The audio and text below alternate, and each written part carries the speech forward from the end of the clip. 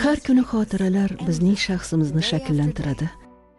Xotira tufayli tajribalarimiz asosida o'sib, ulg'ayamiz. O'tmish voqealarni qayta jonlantirib, xotira bizga kim ekanligimizni eslatadi. Biroq buni salbiy tomoni ham bor. Xuddi tushlar singari xotiralar ham ko'pincha voqealarning buzilgan talqinini aks ettiradi. Shuni aniq bilamizki, xotira video kamera kabi ishlamaydi. Bu to'g'rirog'i doim tahrir qilish mumkin bo'lgan Wikipedia sahifasidir. Soxta xotiraning o'ziga xos xususiyatlaridan biri shundaki, uni aniqlash juda qiyin, chunki biz uning haqiqat ekanligiga ishonamiz. Dunyo laboratoriyalari neyronlarimizning chalkash labirintida yashiringan bu sirni ochish ustida ish olib bormoqda. Xotiralarni o'zgartirish yoki sun'iy tarzda tiklash uchun ikki xil texnologiya kerak. Birinchisi xotiralarni miyada topish imkoniyati, ikkinchisi ularga ta'sir o'tkazish qobiliyati. Xotira beqaror va ta'sirchan. Bugun olimlar uni qanday o'zgartirishni yaxshi biladi. Siz uxlayotgan paytda biz xotirani yoqimli yoki yoqimsiz qilishimiz mumkin. Men miyangizda sun'iy xotiralar yarata olaman. Ya'ni buni miyani yuvish deyish mumkin. Tabiiyki biz bunday ishlar bilan shug'ullanmaymiz. Bunday kashfiyotlardan qo'rqish kerakmi? Eng qimmatli xotiramizga qanchalik ishonishimiz mumkin? Nima uchun miyamiz voqelikni buzib ko'rsatadi? Ishonchsiz xotiraning g'alati olamiga xush kelibsiz.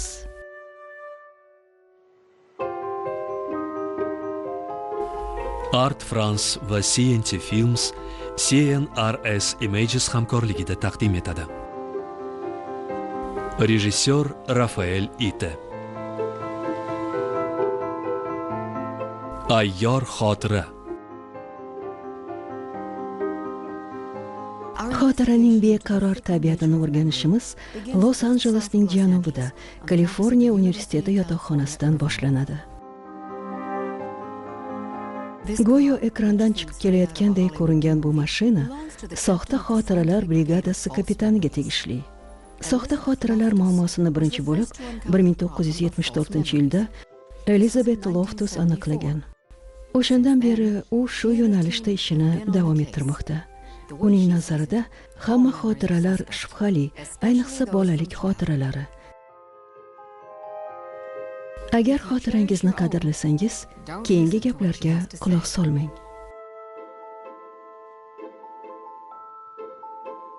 Mana qarang, suratdagi men bilan ukam. O'shanda adashmasam, u bir necha oylik payti, demak, men taxminan 2 yoki 2,5 yosh bo'lganman. Ammo menda bu haqda hech qanday xotira qolmagan.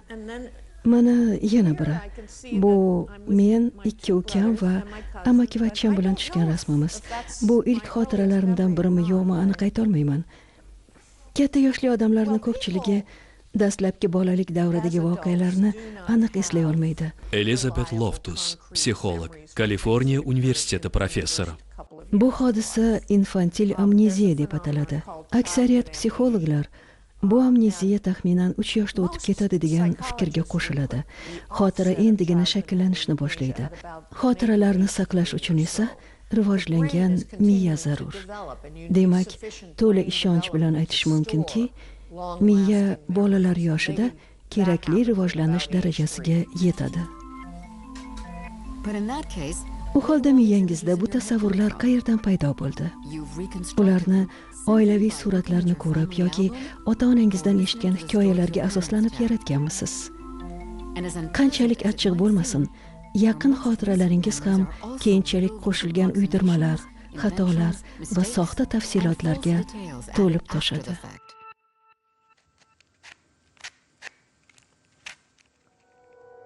Soxta xotiralar. Bu hodisani o'rganish uchun Elizabeth Loftus manipulyatorga, xotiralarni soxtalashtirish bo'yicha mutaxassisga aylandi. Tajriba xotiraga noto'g'ri ma'lumotlarni kiritishdan iboratdir. Kaliforniya universiteti laboratoriyasida u Bugs Bunny ta'sirini kashf etdi. Ishtirokchiga qo'yiladigan yagona talab bolaligida Disneylandga borgan bo'lishi kerak. Dastlab sizga Disneylandning odatiy so'rovnomasini beramiz. Keyin bu ko'ngilochar maskanda qanday vaqt o'tkazganingizni bilishimiz kerak. Siz reklamani o'qishingiz zarur. O'qib bo'lgandan keyin keyingi tugmani bosing va davom etavering. Boshladik. Soat 4 da havo issiq, ammo shamol bo'lib turdi. Multfilmlar shahriga borganda qahramonimiz Bugs Bunny'ni ko'rasiz. U ochiq chehra bilan sizga qo'l silkiydi. Bu soxta e'lon. Bugs Bunny'ning Disneyga hech qanday aloqasi yo'q. Yolg'on ma'lumotni o'qigandan so'ng tajriba ishtirokchisiga Disneylandga haqiqiy tashrifi haqida savollar beriladi. Bo'ldimi, Kevin? Chiqishingiz mumkin. Marhamat, keling, bu yerga o'tiring. Biz sizga Disneyning Bugs Bunny bilan reklamasini ko'rsatdik. Keyin Disneylandga tashrifingiz chog'i ma'lum bir personajlarni uchratganmisiz deb so'radik. Siz esa Bugs Bunny'ni ko'rdim deb javob berdingiz. Ammo Bugs Bunny Warner Brothers qahramoni, u hech qachon Disneylandda bo'lmagan. Narsaga shunchaki ishora qilish mumkinligiga misol. Aytaylik, plakatdagi Bugs Bunny tasviriga. Shundan so'ng odam hech qachon hayotida sodir bo'lmagan narsalarni eslay boshlaydi. Bu xuddi xotiralarni jonlantirishga o'xshaydi. Ha, xuddi shunday. Odamlar Bugs Bunny bilan uchrashuvni eslashini, uni qo'lini qisib qo'yganini, dumini ushlab ko'rganini, uning "nima bo'ldi, Dok" degan iborasini eshitganini gapira boshlashdi. Shunda bu yolg'on xotiralar ekani aniq bo'ldi. Bu yagona holat emas. Shaxsiy xotiralar ham buzilishga moyil. Buni havo shari bilan tajriba isbotlaydi. Bir oila 4 ta bolalik suratini taqdim etdi. Ulardan biri Photoshopda qayta ishlandi. Sinov ishtirokchilari otalari bilan birga havo sharida uchgani aks ettirilgan. 3 sinov ishtirokchisidan biri bu voqeani eslay olishini aytdi. Boshqalari hatto aslida bo'lmagan bu kundagi ob-havoni ham eslashdi.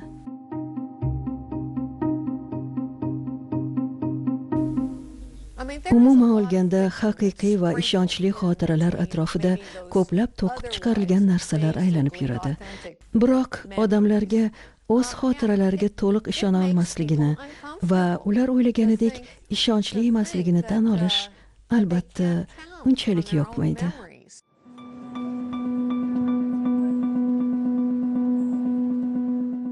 O'zingizda yolg'on xotiralar yo'q deb o'ylamang. U hamma odamlarda muntazam ravishda paydo bo'lib turadi. Sababi miyaning o'ziga xos ishlash xususiyatida. Miya tabiat yaratgan eng murakkab tuzilma. Hozirgi kunda biz xotira mexanizmlarini endigina tushuna boshladik. Jarayon sezgi a'zolarimiz orqali qabul qilinadigan ma'lumotlardan boshlanadi. Ya'ni ko'rgan, eshitgan va his qilgan narsalarimizdan. Bu ma'lumotlar asta-sekin sezgilar omborxonasi vazifasini bajaruvchi gipokampga yetib boradi. Gipokamp atrof olamdan olingan axborotni qayta ishlaydi va uni xotiraning turli tokchalariga taqsimlaydi. Bu tokchalar butun miya bo'ylab tarqalgan. Bu ularni o'rganishni ancha qiyinlashtiradi. Ma'lumotlar o'zaro bog'liq neyronlarning kichik to'plamlarida saqlanadi. Xo'sh, xotiralar qanday shaklga ega? Ular aynan qayerda joylashgan? Tadqiqotchilar shu savollar bilan band. Hozircha faqat gipokampning teskari ishlashi ham aniq bo'lgan. Bir narsani eslaganimizda, u xotiramiz neyronlarini faollashtiradi.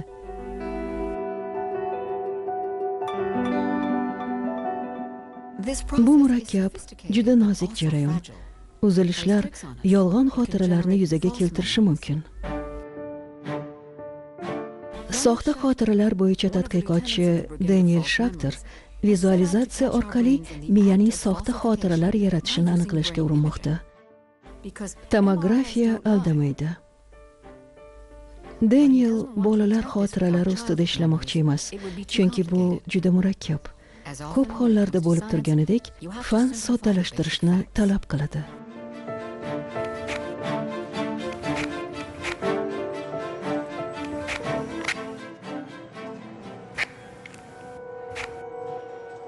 Haqiqatmi yo yolg'on?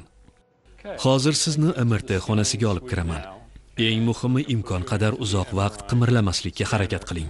Daniel Shachter Garvard universiteti jamoasi bilan soxta xotiralarni o'rganish maqsadida ko'plab odamlar miyasini skanerlaydi. Bu nihoyatda muhim. Tanishing, Tommy. U sizga funksional MRT kamerasini o'rganishda yordam beradi. Marhamat, bu yoqqa. Bu yolg'on detektor emas, soxta xotiralarni aniqlovchi qurilma. Neyro tasvirlash yordamida miyaning qanday xatolar qilishini ko'ramiz. Yaxshi, biz tayyormiz. Geometrik shakllarni ko'rasiz. Har bir shaklga diqqat bilan qarang. Chunki siz hammasini ko'rib bo'lganingizdan so'ng, men ular haqida savollar beraman. Tushunarlimi? Tajriba oddiy. Dastlab sinovdan o'tuvchi ataylab bir-biriga o'xshash bir qator geometrik shakllarni eslab qolish kerak.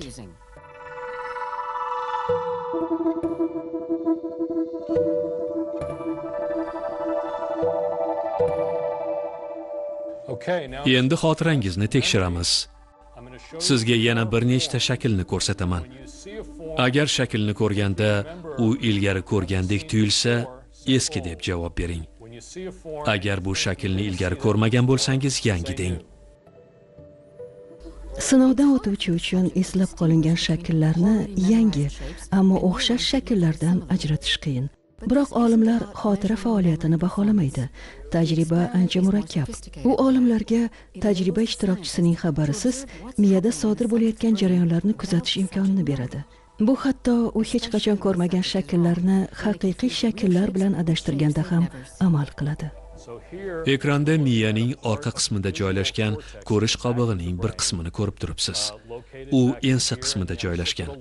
Miyaning bu sohasi aniq xotiralar paytida ko'proq faollik ko'rsatadi. Bunday holatlarda siz haqiqatan bo'lgan narsani eslaysiz. Daniel Shachter, psixolog, Garvard universiteti professori.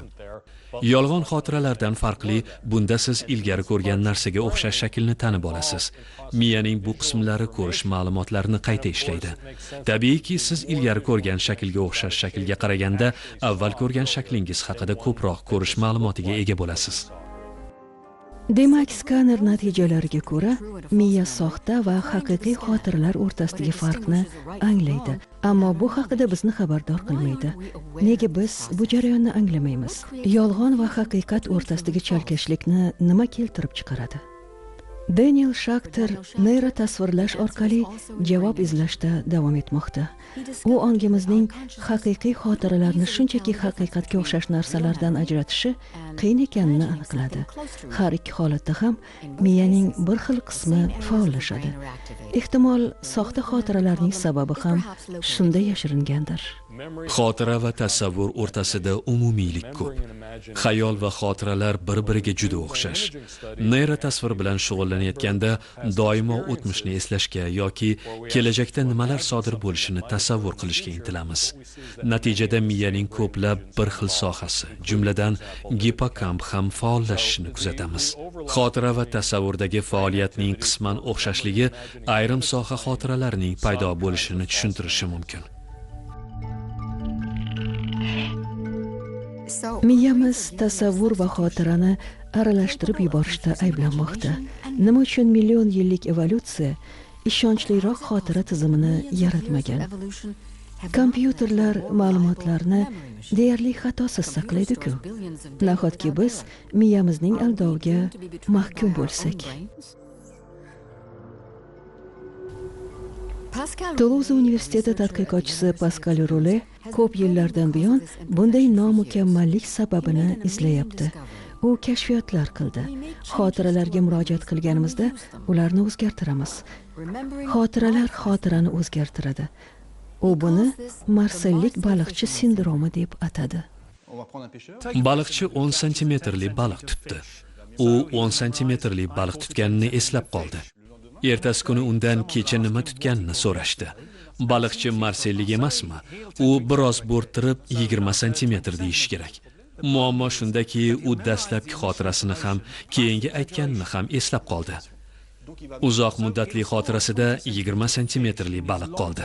Bir haftadan so'ng undan o'sha baliq haqida so'rashganida, u 20 santimetrli baliqni esladi. lekin u marsellik-ku. Shuning uchun baliqni 30 santimetrgacha oshiradi.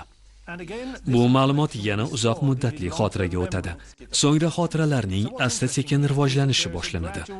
Har safar eslaganimizda yangi unsurlarni qo'shib boramiz. Dastlabki va oxirgi xotiralar bir-biridan tubdan farq qilishi mumkin. Biror voqeani eslasak, xotiramizga yangi tafsilotlar kirib qolish ehtimoli yuqori. 15 yil oldin Pascal Rule va boshqa olimlar bu g'alati hodisaga yechim topdi. Xotiralar ongimizga qaytganida u vaqtinchalik zaif va o'zgaruvchan bo'lib qoladi. Miyaga ma'lumot kirganida u xotiralar shaklida saqlanadi. 2000-yillarda xotiralarga murojaat qilinganda u beqarorlashganini aniqladik. Bu beqaror xotiralar atrofimizdagi muhitdan yangi ma'lumotlar oladi va keyin qayta mustahkamlanish mexanizmi orqali barqarorlashadi.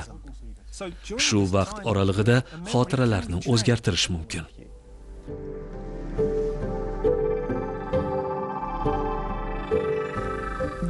Xotiraning zaiflashishi yoki qayta mustahkamlanishi ongsiz ravishda sodir bo'ladi. Xotiralar biz sezmagan holda o'zgarib boradi. Shunday ekan, hatto vijdonli guvohning ko'rsatmalariga qanday ishonish mumkin? Ayblov ikki guvohning ko'rsatmalariga asoslangan. Faraz qilaylik, ular yanglishgan. Yanglishgan degani nimasi? Unda guvohlar nima uchun kerak? Adashgan bo'lishi mumkin. Qo'ysangchi, axir qasamyod qilgan-ku. Odamlar ba'zan adashadi. Ular ham adashgan bo'lishi mumkin. Bunday bo'lishi mumkin emas. Aminmisan? Buni hech kim bilmasa kerak. Axir aniq fanlar emas-ku.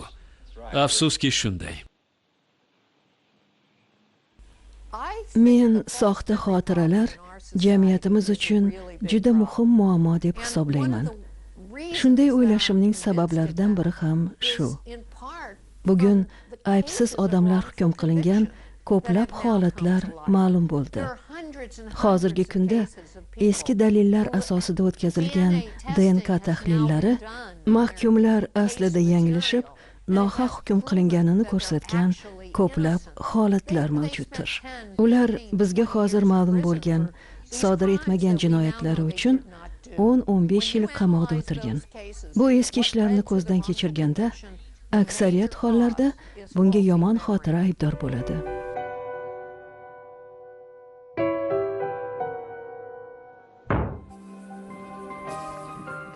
Vijdonli inson ham guvoh sifatida ko'rsatmalarning haqqoniyligiga kafolat bera olmaydi. Soxta xotiralar doim sud jarayonlariga zarar yetkazib kelgan. Bu muammoni hal etish maqsadida Fransiya Milliy sudyalar maktabi xotiralarning ishonchliligi mavzusiga bag'ishlangan seminar tashkil qildi. Maqsad bo'lg'usi sudyalarni soxta xotiralar muammosi haqida ogohlantirish. Ularga qotillik sahnasi ko'rsatiladi. So'ng ular guvoh sifatida ko'rsatma berish kerak.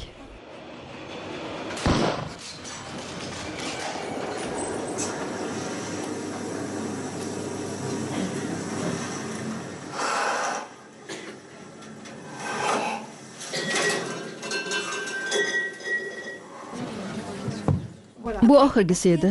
Auditoriyaga borishingiz mumkin. Tez orada ko'rishguncha. Keyin talabalar guruhlarga bo'lindi. Har biri ko'rganlarga guvohlik beradi. Siz film sahnasidan so'ng tez yordam xizmatini chaqirgan guvohsiz, to'g'rimi? Hozir siz politsiya bilan gaplashasiz. Marhamat. Dastlab ayolga o'q uzgan notanish shaxsning tashqi ko'rinishini tasvirlab bersangiz. Sochi qo'ng'ir rangda, kalta qirqilgan. To'g'risini aytsam, kiyimiga e'tibor bermabman. Menimcha yuzi oftobda qoraygan edi. Nechta o'q ovozini eshitdingiz yoki ko'rdingiz? 2ta. Odam kirdi, lip etib o'tdi-da o'q uzdi. Mayli, keyingi o'q ovozigacha ko'p vaqt o'tdimi? Yo'q, mutlaqo. Baq. Yaxshi. Bu guvoh sinovdan muvaffaqiyatli o'tdi. Ammo ko'rib turganingizdek, doim shunday bo'lavermaydi. Guvohlar qancha bo'lsa, ko'rsatmalar ham shuncha. Ba'zilarida kamchiliklar bor, boshqalari esa xayolga berilgan. Qizil katak ko'ylak ustidan qora jinsi kurtka kiygan.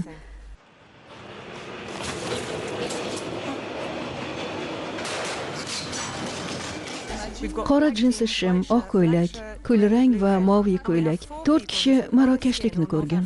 Siz to'g'ri eshitdingizmi? Ba'zi guvohlar jinoyatchi marokashlik deb taxmin qilgan. Boshqalari qora kurtkani ko'rishgan. Bu ham haqiqatdan yiroq. Nima uchun odamlar har yili jinoyatchi qizil katak ko'ylakda bo'lsa ham qora kurtkani ko'rishadi? Juda qiziq. Xotira bo'yicha mutaxassislar bunga hayron qolishmaydi.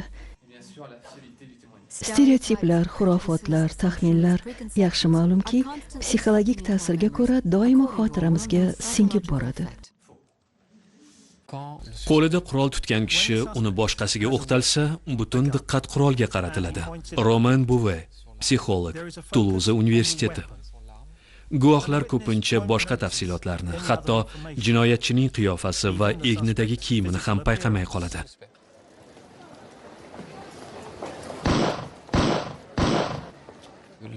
Xotira barcha mayda-chuyda detallarni qayd etishga ulgurmaydi.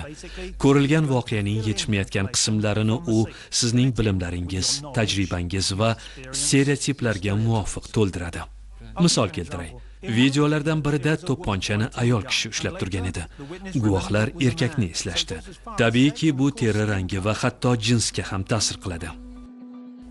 Guvohlarning xotirasi o'z-o'zidan shaxsiy xurofotlarga asoslangan tegishli ma'lumotlarning yetishmayotgan qismlarini to'ldirgan. Ko'rsatma doim subyektiv. Hozircha sud tizimi mukammal bo'lmagan xotira bilan ishlashga majbur. Nahot buzilgan xotiramiz tufayli azob chekishga majburmiz. Biron narsani yaxshilay olamizmi? Xotiraga ta'sir etuvchi stereotiplar va xurofotlardan qutula olamizmi? Balki qachonlardir. Dastlab xotira qanday ishlashini, uning eng yashirin vazifalarini tushunish lozim. Bu neyronlar faoliyatini o'rganuvchi jahon ilmiy hamjamiyati oldidagi muhim vazifa.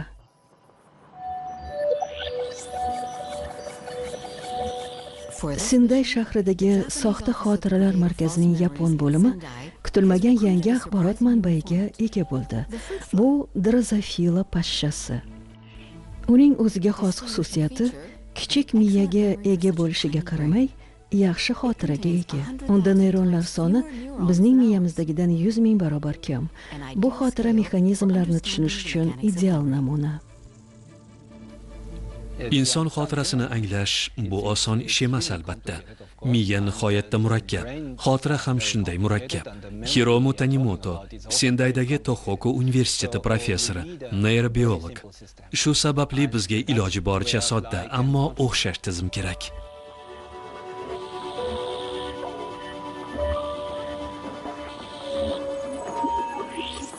Hiromu Tanimoto pashsha miyasiga sun'iy xotiralarni muvaffaqiyatli joylashtirishga erishgan kamdan-kam olimlardan biri. Bunga ishonish qiyin bo'lsa-da, pashshalarning miyasi bor. Ularning miyasi samarali bo'lib, xotiralarni juda yaxshi saqlab qolish qobiliyatiga ega.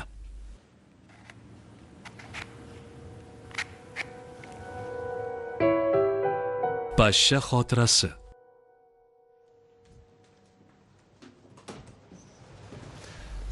Bu mening laboratoriyam. Uni o'ziga xos pashshalar universiteti deb atasa bo'ladi.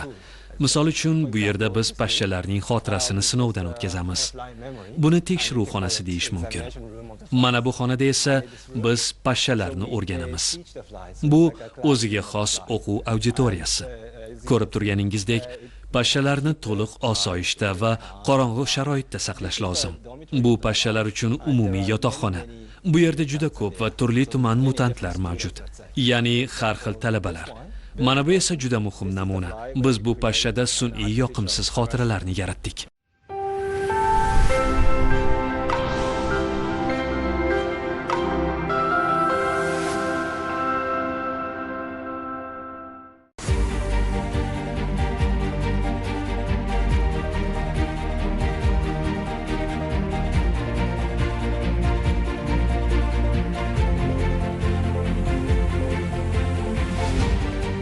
xalq diplomatiyasi sohasidagi qadriyat va an'analarimizga tayangan holda boy hayotiy tajriba va obro' e'tiborga ega jamoat arboblaridan iborat oqsoqollar kengashini tuzishni maqsadga muvofiq deb hisoblaymiz. Bu mamlakatlarimizda avlodlar o'rtasidagi aloqalarni kuchaytirish, shuningdek, umummintaqaviy hamjihatlik va o'ziga xoslikni mustahkamlashga xizmat qiladi deb o'ylaymiz. Savdo-iqtisodiy va investitsiyaviy hamkorlikni yangi sifat bosqichiga ko'tarish ustuvor vazifa bo'lib qolmoqda. Mintaqa mamlakatlarining o'zaro savdosi va umumiy tashqi savdo aylanmasi salohiyati o'rta istiqbolda ular hajmlarini kamida 1,5-2 barobar oshirish imkonini beradi. Shavkat Mirziyoyev, O'zbekiston Respublikasi Prezidenti.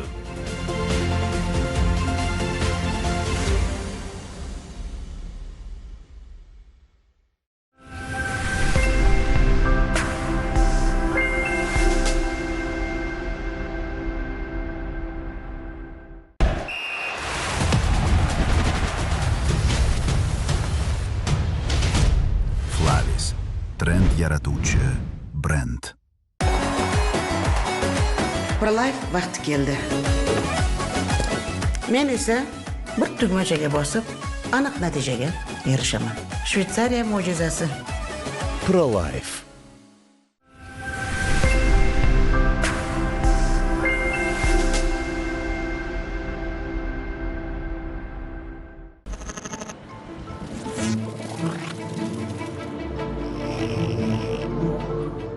Bu talabalarning o'quv jadvali tig'iz.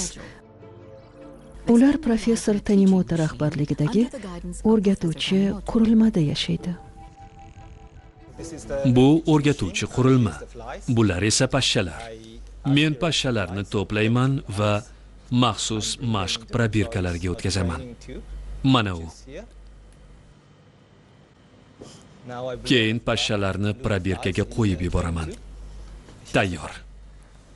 Endi hid qo'shaman. Mana shunday. Endi esa elektr razryadi beryapman.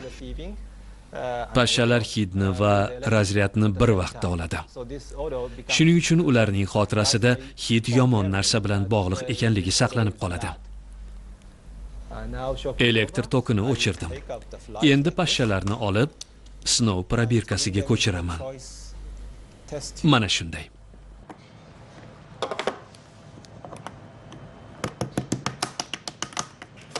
Pashshalar joyida.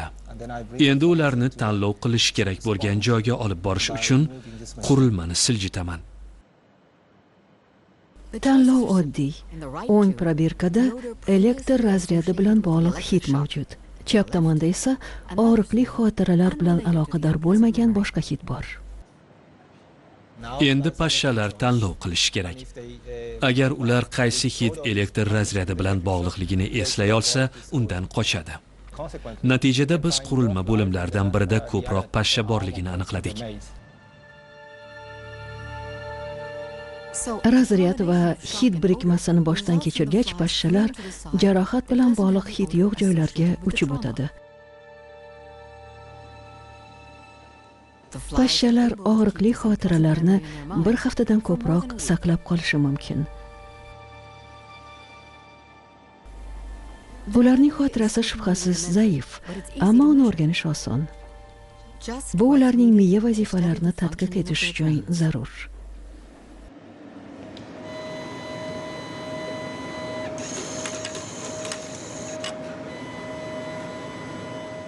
Ushbu yuqori texnologiyali mikroskopda eng katta neyronlarning faollashuvini kuzatish mumkin.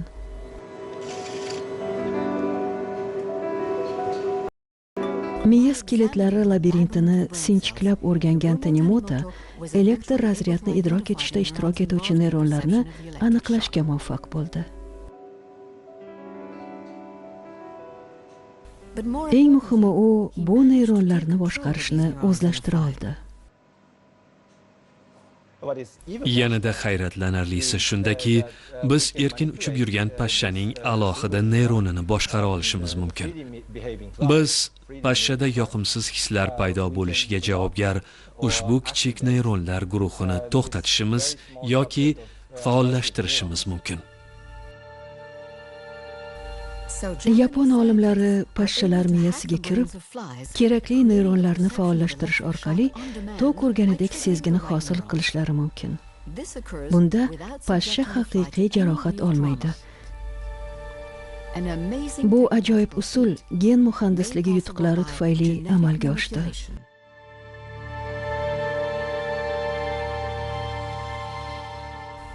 Agar neyronlar sun'iy ravishda faollashtirilgan paytda pashshaga hidni sezdirsa, tasavvurdagi elektr razryadi bilan haqiqiy hid o'rtasida bog'liqlik paydo bo'ladi. Endi hid xavfni bildiradi. Garchi bu hid haqiqiy jarohat bilan bog'liq bo'lmagan sun'iy xotirani faollashtirsa-da, u xavfli hisoblanadi. Neyronlarga ta'sir qilish pashshada elektroshok illyuziyasini keltirib chiqardi va og'riqli xotirani shakllantirdi. Buning isboti pashshalar yana o'sha hidni sezganda undan qochishga harakat qiladi.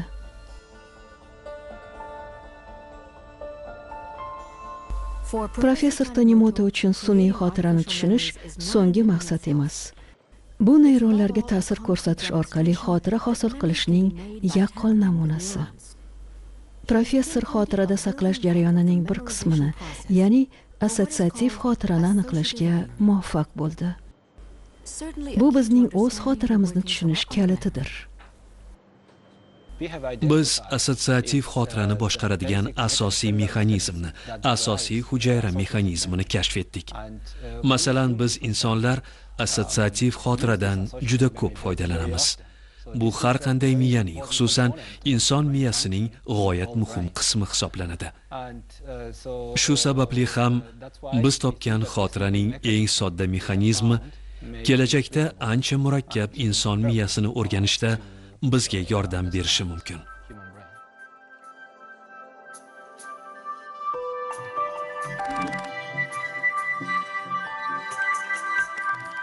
Laboratoriya hayvonlarda neyron jarayonlarini o'rganish eslab qolishning asosiy jarayoni, assotsiatsiyani aniqlash imkonini berdi.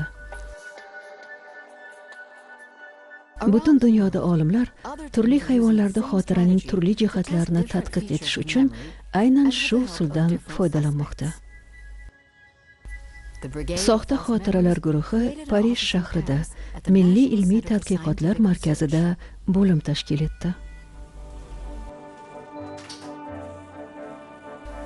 Karim hech ikkilanmasdan jamoaga qo'shildi. U sun'iy xotiralarni bemor uyquda bo'lgandagina kiritish mumkin deb ishonar edi. Bu Leonardo DiCaprio qahramoni odamlarning xotiralarini o'zgartirish uchun ularning tushlariga kiradigan ibtido filmi chiqishidan 2 yil oldin sodir bo'lgandi. Karim, bu yoqqa kel, iltimos, signallarni tekshirib ko'r. Menimcha neyron joyini topdik. Signal bor, juda yaxshi. Mana bu neyronmi? Ha, aynan shu. Men uni shu yerda topdim. Simulyatsiyani boshlaymiz. Yaxshi. Amalda fikrni miyaga joylashtirish oson ish emas. Sichqonning tushiga kirishdan oldin Karim uning uyg'oq paytida miyasida nima sodir bo'lishini aniqlashi kerak. Miyaning gipokamp deb ataladigan qismiga yupqa elektrodlar o'rnatildi. Bu yerda fazoviy xotira hujayralari joylashgan bo'lib, ular atrof muhitni eslab qoluvchi va sichqonlarga yo'nalishni topishda yordam beruvchi ichki GPS qurilmasiga o'xshaydi. Tadqiqotchi olimlar bu hujayralarni joy neyronlari deb ataydilar. Ekranda neyronlarning faolligini ko'rishingiz mumkin. Sichqonning joylashuvini real vaqtda ko'rishimiz mumkin. Tovush neyronlar faolligiga mos keladi. Bilamizki, hayvonlar ma'lum joylarda bo'lganda neyronlar zaryadsizlanadi.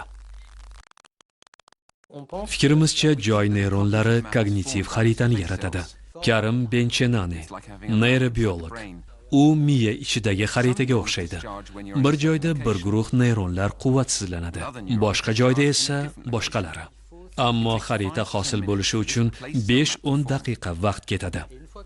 Sichqon atrofni mana shunday eslab qoladi. Biz sichqon kerakli joyda bo'lganda yoki u haqda o'ylaganda neyron quvvatsizlanadi deb hisoblaymiz. Uning tasvirlarini olayotganimizda sichqon o'zi bo'lgan joyni tush ko'rganda ham neyron quvvatsizlanishini kuzatamiz.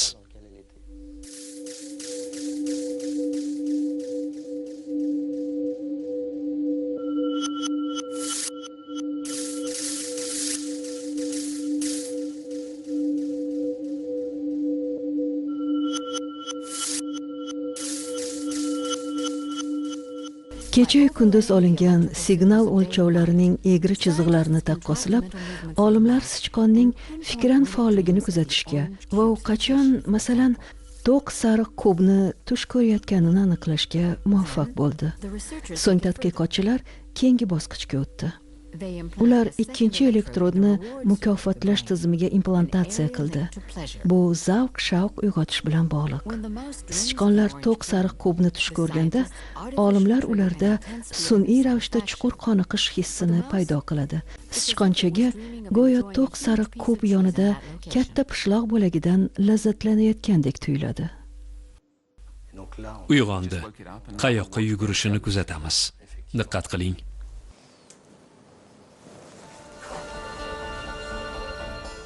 Hali uyqusi ochilmagan. Uyg'onishi bilan sichqoncha darhol mukofot izlab, to'q sariq kub tomon shoshiladi. Biz go'yo kubning yonida mukofot borligini uning xotirasiga joylashtirdik.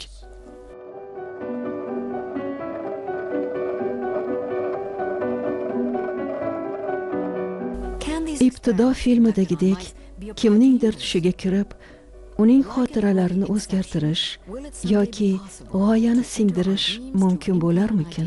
Hozir buni bilib olamiz.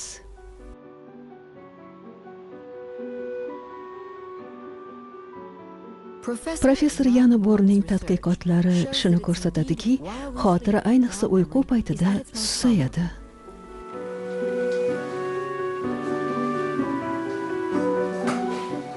Nega bunday hol yuz beradi? Yano Born, neyrobiolog, Tübingen universiteti professori. Eslab qolish jarayonida uyquning roli shunchaki passiv emas. U olingan ma'lumotlarni himoya qilish bilan cheklanmaydi. U faol ishtirok etadi. Yaqinda olingan ma'lumotlar uyqu paytida, ayniqsa chuqur uyqu davrida neyronlar darajasida qayta faollashishi isbotlangan. Biz bunga tajribalarda ko'p marta amin bo'lganmiz. Bu ma'lumotlar qayta paydo bo'ladi. Bu esa uning uzoq muddatli xotiraga o'tish jarayonini ta'minlaydi. Salom, sinovga xush kelibsiz. Marhamat. Yana Born jamoasi uyqu saqlangan ma'lumotni xotiraga aylantiradigan aniq vaqtni aniqlashga erishdi. Oddiy elektroensefalogramma yordamida olimlar qaysi miya to'lqinlari saqlanib qolgan xotiralarni aks ettirishini bilib oladi. Hozir men miya faolligini o'lchaydigan elektrodlarni o'rnatyapman. Ular bizga uyquning turli bosqichlarini kuzatish imkonini beradi. Bu tajriba uyqu paytida shakllangan xotiralar sifatini yaxshilashga yordam beradi. Ekrandagi yozuvlarni o'qing. Tatabsicht. Gebäude, hotel. Tajriba ishtirokchisi vazifani bajaryapti. Uxlashdan oldin bir juft so'zni yodlab oladi.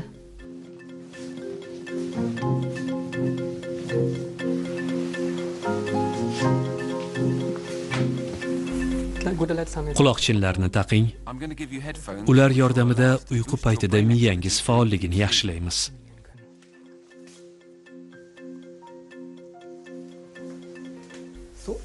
Tajriba boshlandi. Xayrli tun.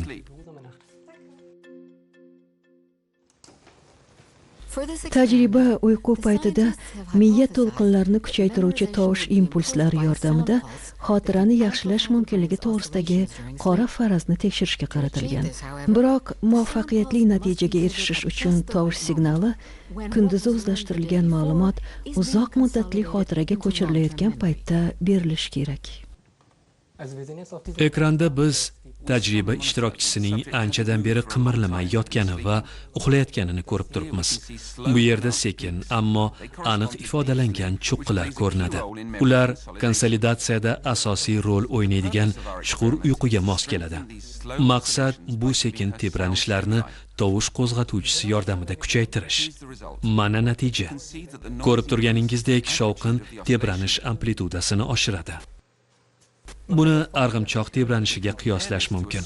Hongvie Viktor Ngo, Tübingen universiteti, neyrobiolog. Signal eng yuqori nuqtaga yetganda uni tovush bilan turtib yuboramiz va u yanada yuqoriga ko'tariladi. Shunday qilib biz olingan ma'lumotni faollashtiramiz va uning gipokampdan qobiqqa o'tishini tezlashtiramiz.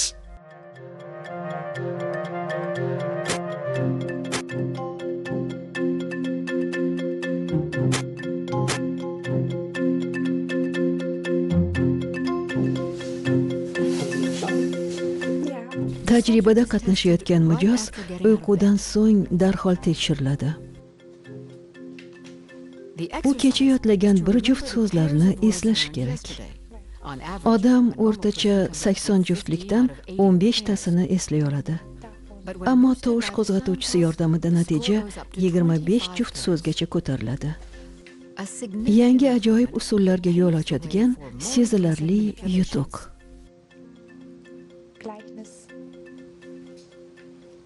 Tadqiqotlarimiz xotiralarni maqsadli tarzda o'zgartirish mumkinligini ko'rsatdi.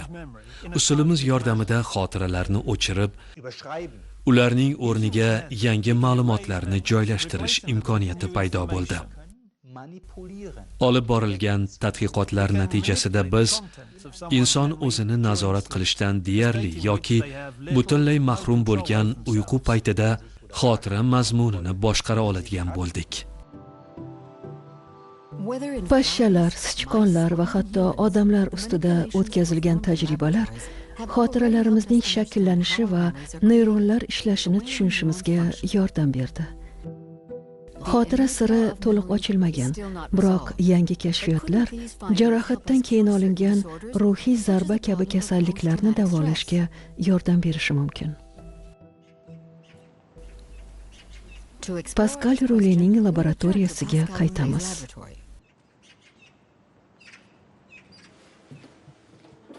U rekonsolidatsiya oralig'idan foydalanib, sichqon miyasiga kirib, xotiralarni o'chirib tashladi.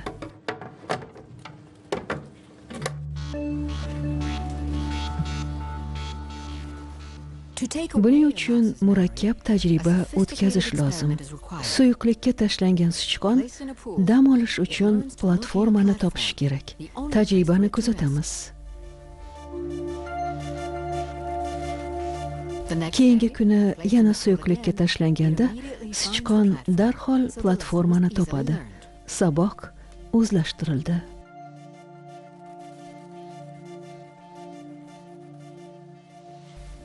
Tajriba sichqon miyasiga rekonsolidatsiyani to'xtatuvchi suyuqlikni yuborishdan iborat.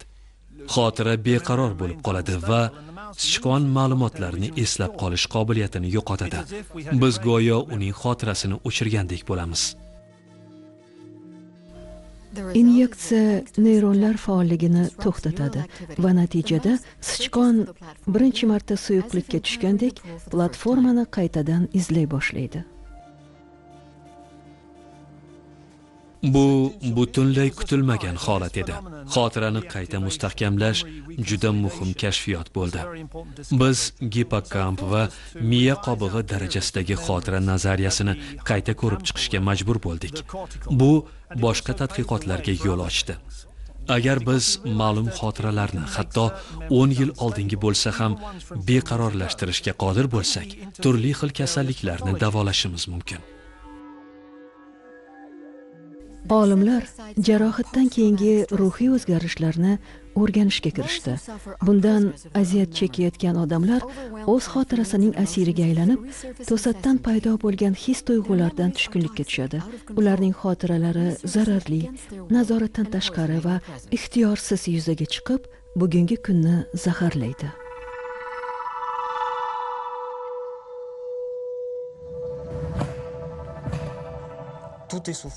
Portlash. Hamma narsa sochilib ketdi. Hushimni yo'qotyapman. O'zimga keldim. Men o'limdan qo'rqaman. 2001-yilda EasyJet fabrikasidagi halokat qurbonlari bu fojiani hamon eslab azob chekmoqda. Sarg'ish tutun ko'z va tomoqni kuydirib, butun xonani to'ldiradi. Bu halokatdan keyingi tushkunlikni davolashga ixtisoslashgan ruhshunos Filip Byormisning shaxsiy qaydlaridan ayrimlari. Men bir qavat yuqorida osilib turgan ishchini ko'raman. Uning qo'li beton panjaraga tiqilib qolgan. U dod solmoqda. Men hech qanday yordam bera olmayapman. Ayanchli, ilojsiz ahvol. Filip Birms, Toulouse universiteti kasalxonasi psixiatri, professor. Salbiy fikrlash, o'zini va dunyoni murakkab idrok etish shakllanadi. Odamni doimo qo'rquv, uyat va aybdorlik hissi ta'qib etadi. Agar bu holat uzoq davom etsa, halokatdan keyingi ruhiy buzilish rivojlanishi mumkin. Biroq zararli xotiralardan xalos bo'lish uchun odamlarga sichqonlarga o'xshab to'g'ridan-to'g'ri miyaga dori yuborish mumkin emas. Bu yerda propranolol yordam beradi. Bu ruhiy zarba va voqealarning hissiy ta'sirini kamaytiruvchi keng tarqalgan dori. Rekonsolidatsiya paytida qabul qilish noxush xotiralar ta'sirini kesadi. Ikkinchi qavat. 2012-yilda yo'l transport hodisasiga uchragan bemor klinik sinovlarda qatnashadi. Tajriba ishtirokchilari klinik tadqiqotlar markaziga keltirilishi lozim. Ulardan birinchi shaxs nomidan va hozirgi zamonda bir sahifada o'zlariga og'ir ta'sir ko'rsatgan voqeani tasvirlash so'raladi. Bu avariya, hujum yoki falokatdan jabrlanib qolgan holat bo'lishi mumkin. Biz vaziyat va his-tuyg'ularni ifodalovchi iloji boricha ko'proq tafsilotlarni taqdim etishlarini so'raymiz. Salom, ahvol qalay? Har bir seans davomida bemor ruhiy jarohat yetkazgan voqeani eslashdan oldin propranolol qabul qiladi. O't o'chiruvchi qayerim og'riyotganini so'radi. Ustimga choyshab yopib qo'yishdi. Tushib ketgan asboblar panelidan tizzalarim qattiq og'riyotgan edi. Qon bosimini o'lchash uchun kurtkam va sviterimni yechishdi. Meni mashinadan chiqarishga majbur bo'lishdi. Sovuq va og'riqni his qilardim. Qandaydir aybdorlik hissi meni juda ham qiynayotgan edi. O'zimni javobgar deb hisoblashni to'xtatishim lozim menimcha. Bu juda ham qiyin. O'zingizni tushkunlikka tushib qolgandek his qilayotgan edingiz. Ahvolingiz yaxshilandimi endi? Ha, kamroq yig'layapman. Xayr, omon bo'ling. Rahmat, ko'rishguncha. Kurs 6 seansdan iborat. Bemorda yana 2 seans qolgan. Biz xotiralarni o'chirmaymiz. Xotiraning salbiy yukini o'zgartirib, uni oddiy xotiraga aylantiramiz. Bu xotira kamroq bezovta qiladigan, kamroq hissiy ta'sirga ega bo'lgan bir narsaga aylanadi. Klinik sinovlar yakunlangach, davolash samaradorligini baholash maqsadida hamma bemorlar tekshiruvdan o'tkaziladi. Halokat qurbonlarining dastlabki tekshiruvi umidli natijalarni ko'rsatdi. Toulouseda 8 nafar bemor aynan shu usul bilan davolandi. Ularning 7 nafari sog'ayib ketdi. So'nggi muolajadan keyin yarim yil davomida ularning ahvolini kuzatib bordik. O'sha paytga kelib, ularda hech qanday alomatlar qolmagan edi. Qurbonlar halokat haqida eslay oladi, ammo bu endi halokatdan keyingi tushkunlik oqibatidagi og'riqli xotiralar emasdi. Xotiralarning emotsional to'yinganligini kamaytirish orqali xavotirlarni bartaraf etish va neytrallash usuli samarali bo'lib chiqdi. Usul 2015-yildagi Parij teraktlari qurbonlariga fojiadan keyingi ruhiy tushkunlikdan xalos bo'lishda yordam berdi. Xotiralar ustida manipulyatsiya qilish yanada hayratlanarli imkoniyatlarni ochmoqda. Miyaning gavjum yo'llarida jarohat yoki Alsgeymer kasalligi tufayli vaqt o'tishi bilan yo'qolgan, unutilgan xotiralar yashirinib yotibdi. Agar ma'lumotni saqlash uchun harf yoki so'zlarni o'xshatma sifatida olsak, biror xotiraning butunlay yo'qolishini kitob yondirishga qiyoslash mumkin. Thomas Ryan, Massachusets texnologiya universiteti neyrobiologi. Bu ma'lumotni hech qachon qayta tiklolmaysiz. Biroq kutubxonada kitob qaysidir javonda turib, siz uni qayerdaligini va qanday topishni bilmasligingiz mumkin. Bunday holatda siz ma'lumotni emas, balki uni topish uchun kerak bo'lgan ro'yxatni yo'qotgan bo'lasiz. Ya'ni ma'lumotlarni topishga yordam beradigan kutubxona katalogini.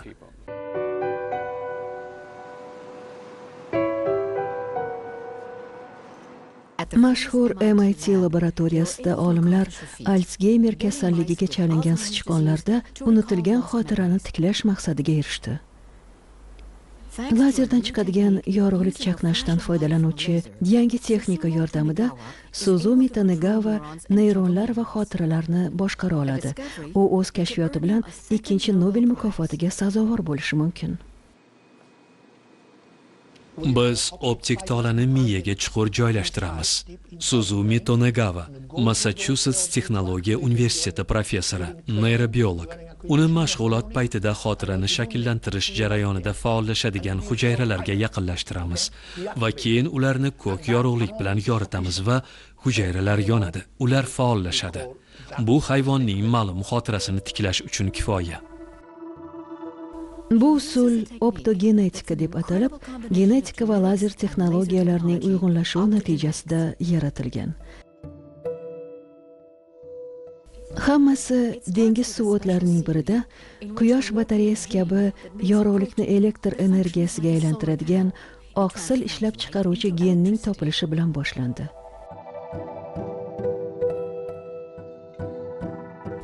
Keyinchalik bu gen miyaning xotiralar shakllanadigan qismiga joylashtirildi. Genetik manipulyatsiyalar natijasida begona oqsil faqat yaqin xotiralar bilan bog'liq neyronlarga kirib boradi.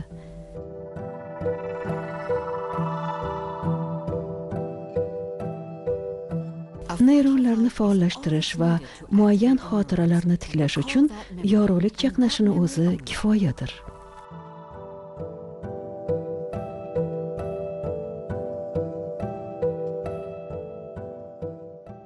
Shogirdim shuni aniqladiki, agar biz Alsgeymerga chalingan sichqonning xotira izlari mavjud hujayralarni belgilab, so'ngra eski usulimizni qo'llab, ularga ko'k yorug'lik tushirsak, bu hujayralarning butun guruhi faollashadi. Boshqacha aytganda, agar sichqon kasallikning boshlang'ich bosqichida bo'lsa va xotira qisman saqlanib qolganda, uni tabiiy yo'l bilan qayta tiklash imkonsiz bo'lsa, optogenetikaning sun'iy usullari yordamida uni faollashtirish mumkin. Optogenetika hali odamlarda qo'llanilmagan, ammo yaqin kelajakdan yo'qolgan xotiralar muammosini hal etadigan texnologik rivojlanishni kutishimiz mumkin. Og'ir amneziyadan aziyat chekayotgan insonlarga yordam berish uchun avvalo yo'qolgan xotiralar qayerda joylashganini va bemor xotirasini yo'qotishidan oldin miyaning qaysi hujayralari bu xotiralarni saqlagan ekanligini aniqlashimiz zarur.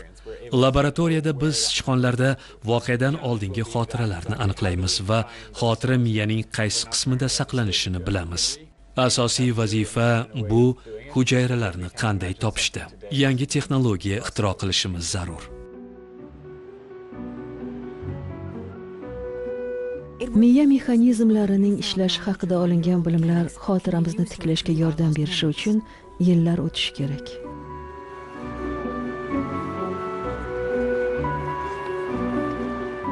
Xotiramizning ishonchsizligi haqida bilish qanchalik yoqimsiz bo'lmasin, uning o'zgaruvchanligini tushunish miya kamchiliklarni o'rganish va bartaraf etishda yangi imkoniyatlarni ochib berishi mumkin.